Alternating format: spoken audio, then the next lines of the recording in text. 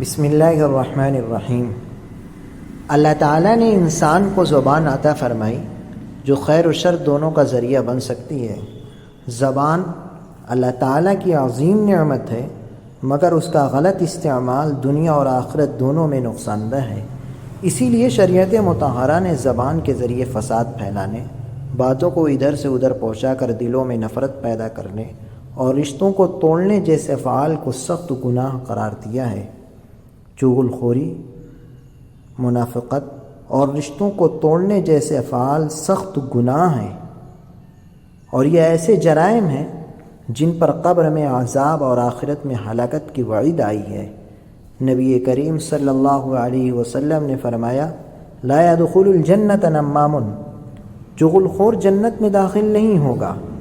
اور اسی طرح ایک موقع پر جب آپ دو قبروں کے پاس سے گزر رہے تھے، فرمایا، انہما لیعذبان وما يعذبان فی کبیر، اما احدہما فکان لا یستتر من البول واما الآخر فکان یمشی بالنمیمہ، یعنی ان دونوں کو قبر میں عذاب دیا جا رہا ہے، اور کسی بڑی بات پر، کسی بڑے جرم کی وجہ سے انہیں عذاب نہیں ہو رہا ہے۔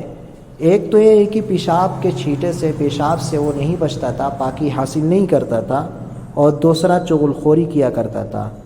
اور یہ افعال صرف فرد کی ذات کو نہیں، ایک انسان ہی کو نہیں، بلکہ پورے خاندان اور معاشرے کو تباہ کر دیتے ہیں۔ خاندان میں دشمنی، قطع رحمی اور نفرتیں پیدا کرنے والا شخص اللہ کے نزدیک سخت مجرم ہے۔